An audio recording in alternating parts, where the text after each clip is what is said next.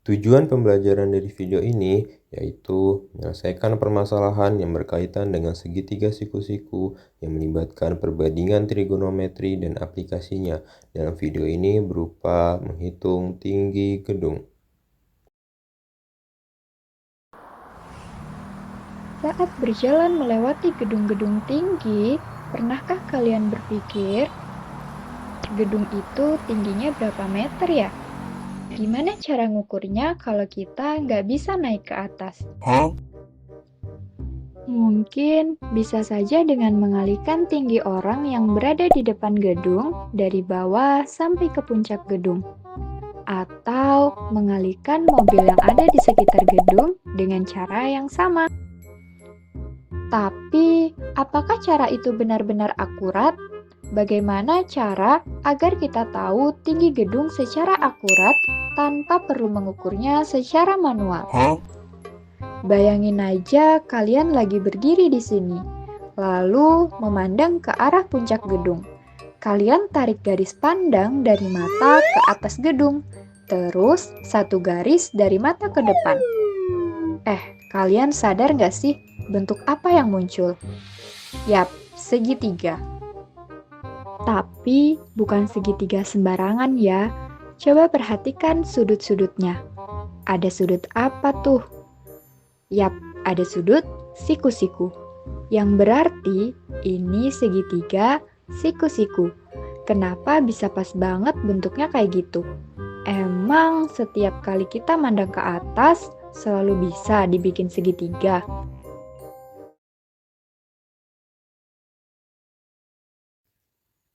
Sekarang coba deh lihat, garis yang tegak itu mewakili apa ya? Ya, tinggi gedung. Kalau yang datar, itu jarak kalian ke kaki gedung. Terus yang miring, itu jalur pandangan kalian.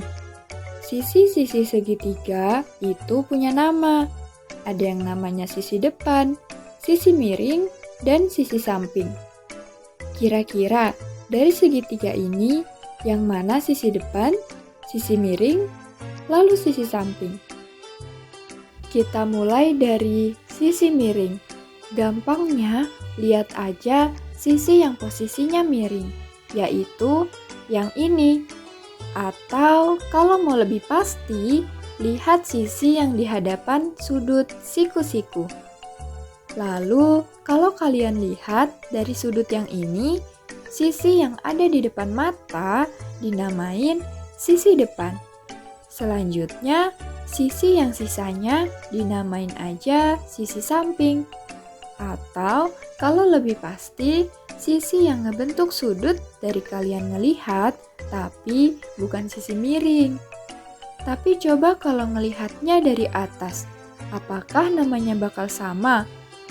Kalau buat sisi miringnya bakal sama. Tapi kalau yang sisi depan sama sisi samping bakal berbeda.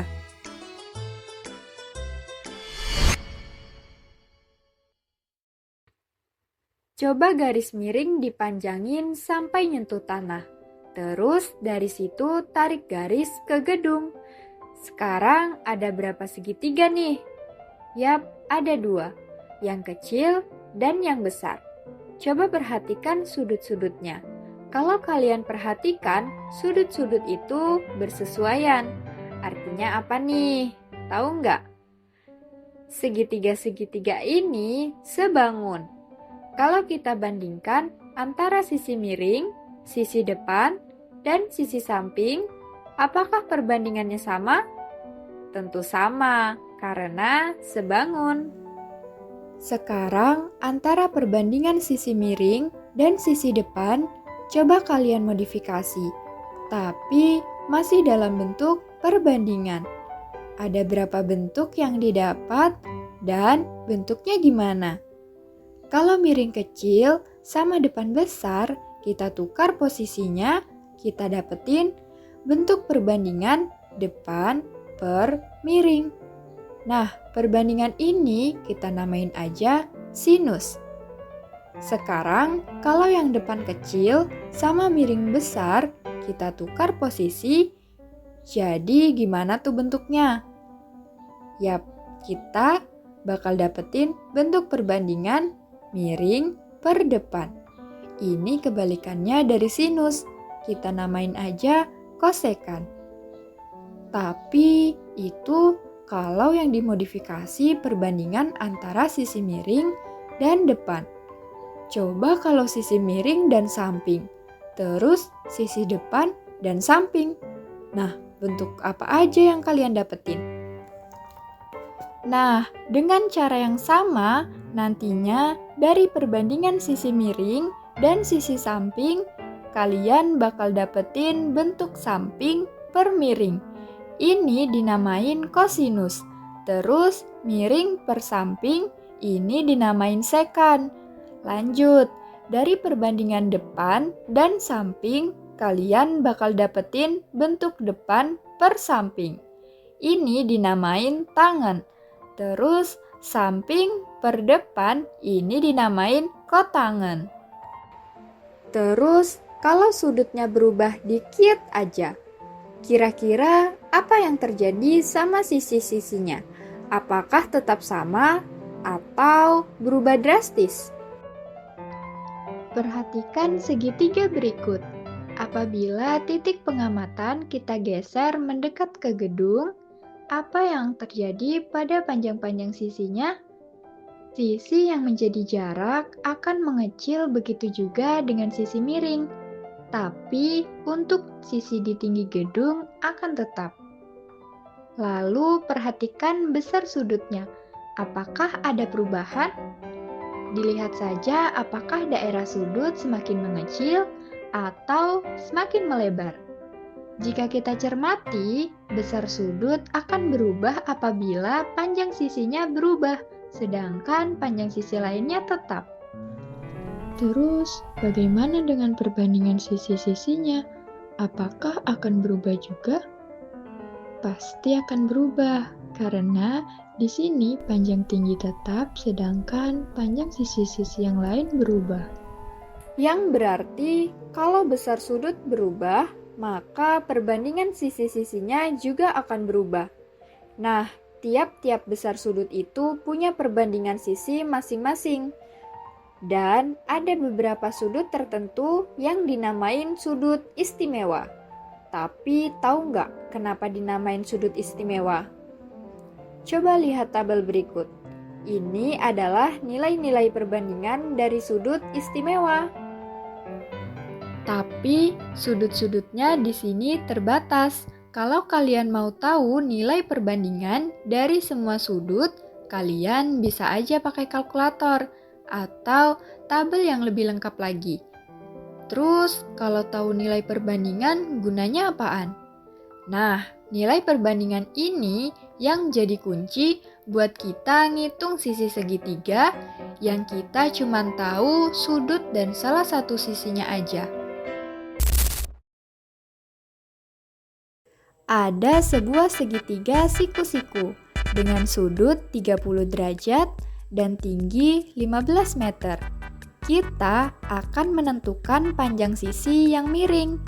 Kalau kita lihat, perbandingan apa yang bisa kita gunakan? Untuk menjawab itu, mari kita amati bersama. Sisi yang diketahui adalah sisi depan. Kemudian, sisi yang kita cari adalah sisi miring. Jadi, bentuk perbandingannya adalah sisi depan per sisi miring. Berarti, perbandingan apa yang kita gunakan? Yap, sinus atau sin. Di sini besar sudutnya adalah 30 derajat. Maka perbandingannya sin 30 derajat. Selanjutnya, sisi depannya sudah diketahui kan, yaitu 15. Dan sin 30 derajat adalah 1/2. Lalu kita operasikan menggunakan perkalian silang. Jadi, panjang sisi miring adalah 30 meter.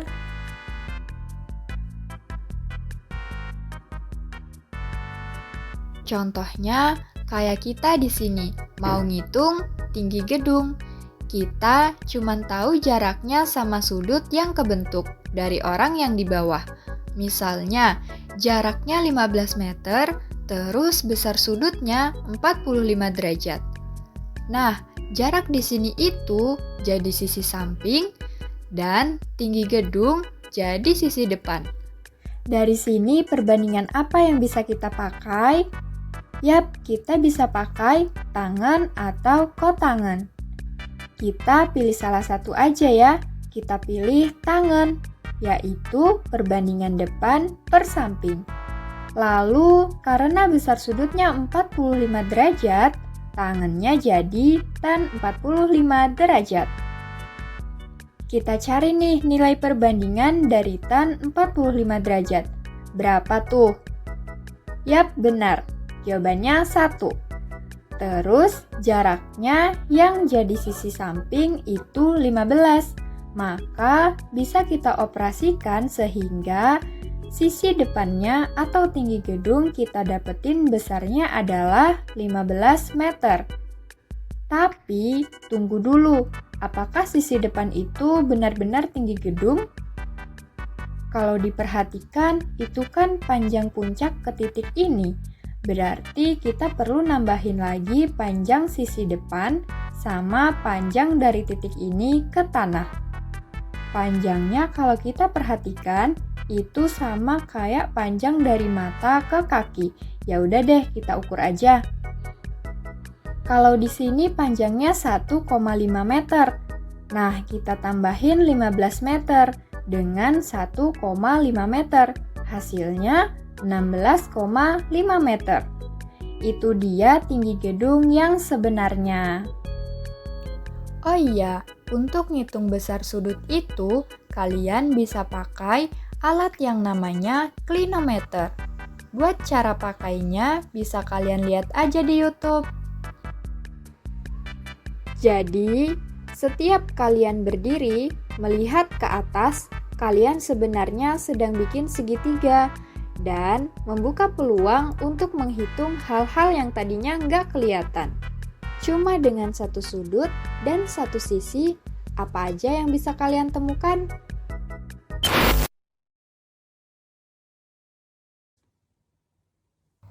Nah, dari penjelasan tadi, dapat kita simpulkan bahwa trigonometri itu tentang hubungan sudut dan sisi segitiga siku-siku. Dengan mengetahui hubungan sudut dan sisi segitiga siku-siku, itu membantu kegiatan kita dalam kehidupan. Salah satunya yaitu menghitung objek-objek yang sangat tinggi tanpa mengukurnya secara manual.